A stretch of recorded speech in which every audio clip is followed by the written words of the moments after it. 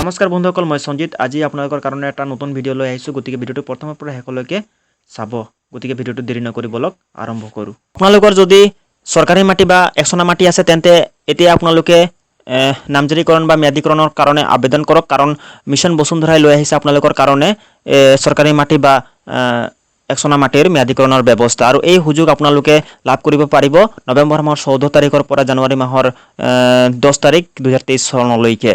আৰু এই মিছন বসুন্ধৰাত আপোনালোকে কিনো সাৰ্ভিসসমূহ ব্যৱহাৰ কৰিব পাৰিব আওক আমি চাওঁ আহক। গতিকে আপোনালোকে ক্ৰোম ব্ৰাউজাৰত গৈ আপোনালোকে সাৰ্চ কৰিব লাগিব www.bosundhara.assam.gov.in বুলি। এইটো সাৰ্চ কৰাৰ লগে লগে আপোনালোকে এইটো ৱেব পেজত আহি যাব। আৰু ইয়াত আপোনালোকে চাব, ইয়াত ভাষা বুলি আছে, ভাষাটো ক্লিক কৰি আপোনালোকে আছামিজ সিলেক্ট কৰি ল'ব। আৰু এই অসমীয়া সিলেক্ট কৰি আপোনালোকে চাব, তলত স্ক্ৰল ডাউন কৰিব। স্ক্ৰল ডাউন কৰি চাব ইয়াতে যিখিনি আমি সেৱাসমূহ লাভ কৰিম এই সেৱাসমূহৰ তালিকা ইয়াত সবিশেষ দিয়া হৈছে। আৰু প্ৰথমতে চাওক, ইয়াত সাধাৰণ চৰকাৰী আৰু চিলিং চৰকাৰী ভূমিৰ বন্দোবস্তি কৰিব পাৰিব। তাৰপিছত এই সেৱাটো লাভ কৰিবৰ কাৰণে আপোনালোকে কি নথি পত্ৰ লাগিব চাওক। ইয়াত তৌজি বাহিৰা অথবা বেদখলী জৰিমনা আদায়ৰ ৰচিদ লাগিব। তাৰপিছত এই সেৱাৰ জৰিয়তে অসম চৰকাৰৰ প্ৰচলিত ভূমি নীতিৰ আধাৰত খিলঞ্জীয়া ভূমিহীন পৰিয়ালৰ সাধাৰণ খেতি আৰু ঘৰ বস্তিৰ বাবে সাধাৰণ চৰকাৰী আৰু চিলিং চৰকাৰী ভূমিৰ পট্টা ব্যৱস্থা কৰি ভূমি অধিকাৰ সুৰক্ষিত কৰাৰ লক্ষ্য স্থিৰ কৰা হৈছে। তাৰপিছত 2 নম্বৰ সেৱাটো হৈছে দখলস্থ থকা ৰায়তৰ মালিকাস্বত্ব অধিগ্ৰহণ। তাৰপিছত এই সেৱাটোৰ কাৰণে আমাৰ নথি পত্ৰৰ প্ৰয়োজন হ'ব গাঁও প্ৰধানৰ প্ৰমাণপত্ৰ, নিকটৱৰ্তী উত্তৰাধিকাৰীৰ সন্দৰ্ভত, তাৰপিছত শেহতীয়া ভূমি ৰাজহ ৰচিদ আৰু চৰকাৰৰ দ্বাৰা জাৰি কৰা ৰায়তীয় খতিয়ানৰ প্ৰতিলিপি। তাৰপিছত এই সেৱাসমূহ কি আছে, এই সেৱাৰ জৰিয়তে দখলস্থ থকা ৰায়তৰ অসম অস্থায়ী বন্দোবস্তি এলেকা ৰায়তীয় আইন 1971 ভিত্তিত মাটিৰ মালিকীস্বত্ব প্ৰদানৰ ব্যৱস্থা কৰা হ'ব। তাৰপিছত আমাৰ নেক্সট সাৰ্ভিসটো হৈছে খেতি, বিশেষ খেতিৰ চাহ কফি ৰবৰ বাবে খিলঞ্জীয়া লোকৰ বন্দোবস্তি। তাৰপিছত ইয়াত আমাৰ সেৱাসমূহ হৈছে, এই সেৱাৰ জৰিয়তে অসম চৰকাৰৰ প্ৰচলিত ভূমি নীতিৰ আধাৰত চাহ কফি ৰবৰ আদি খেতিৰ বাবে উপযুক্ত চৰকাৰী ভূমি খিলঞ্জীয়া ক্ষুদ্ৰ খেতিয়কৰ পক্ষে পট্টন ব্যৱস্থা কৰা হৈছে।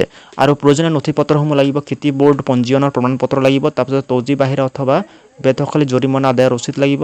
তাৰপাছত নেক্সট আমাৰ সাৰ্ভিসটো হৈছে জনজাতীয় সম্প্ৰদায়ৰ পৈতৃক বংশগত মাটিৰ বন্দোবস্তি লাগিব। তাৰপাছত ইয়াত প্ৰয়োজনীয় নথি পত্ৰসমূহ লাগিব, বংশানুক্ৰমিকভাৱে দখলৰ প্ৰমাণপত্ৰ লাগিব, তৌজি বাহিৰা অথবা বেদখলী জৰিমনা আদায়ৰ ৰচিদ লাগিব, গাঁও প্ৰধানৰ পত্ৰ লাগিব। তাৰপাছত ইয়াত কি জনজাতীয় পৰিয়ালসমূহৰ 3টা প্ৰজন্ম ধৰি বংশানুক্ৰমভাৱে ভোগ দখল কৰি অহা চৰকাৰী ভূমি পট্টনৰ জৰিয়তে ভূমি অধিগ্ৰহণ সংৰক্ষণ কৰাৰ উদ্দেশ্য এই সেৱাৰ ব্যৱহাৰ কৰা হৈছে। তাৰপিছত নেক্সট আমাৰ সাৰ্ভিসটো হৈছে হস্তান্তৰিত একচনা পট্টৰ ভূমিৰ পট্টন। তাৰপিছত ইয়াত নথি পত্ৰসমূহ লাগিব, শেহতীয়া ভূমি ৰাজহ ৰচিদ, মূল আবণ্টনকাৰীৰ পৰা ভূমিৰ মালিকীস্বত্ব হস্তান্তৰ প্ৰমাণ কৰিবলৈ যিকোনো সমৰ্থনকাৰী দস্তাবেজ লাগিব। তাৰপিছত ইয়াত এই সেৱাৰ জৰিয়তে সাবেক পাট্টাদাৰৰ পৰা দখল হস্তান্তৰ হোৱা একচনা পট্টাভুক্ত ভূমিৰ স্বয়ংক্ৰিয় নৱীকৰণৰ বাতিল কৰি চৰকাৰীকৰণ কৰি পৰৱৰ্তী পৰ্যায়ত সাধাৰণ চৰকাৰী ভূমিৰ পট্টনৰ নিয়মানুসৰি দখলকাৰৰ অধিকাৰ প্ৰদান কৰা। তাৰপিছত নেক্সট আমাৰ সাৰ্ভিসটো হৈছে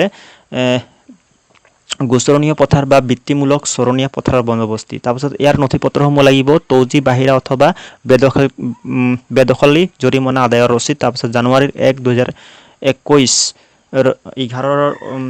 11 আগতেই প্ৰশাসনিক আদেশ। তাৰপাছত ইয়াত আমাৰ সংৰক্ষিত চৰণীয় ভূমিত দীৰ্ঘদিন ধৰি বসবাস কৰি অহা পূৰ্বে আবণ্টনপ্ৰাপ্ত সংস্থাপিত উপযুক্ত লোকসকলৰ ভূমিৰ অধিকাৰৰ নিশ্চিত কৰা শেহতীয়া আইন বিধাৰ কাৰ্যবাহী নীতি নিয়ম এই সেৱা প্ৰদান কৰা হ'ব। তাৰপাছত অনলাইন যোগে আমাৰ মাটি খাজনা দিয়াৰ ব্যৱস্থা কৰা হৈছে। তাৰপাছত খাজনা ৰচিদখন লাগিব। ইয়াত সেৱাসমূহ আমি লাভ কৰিব পাৰোঁ।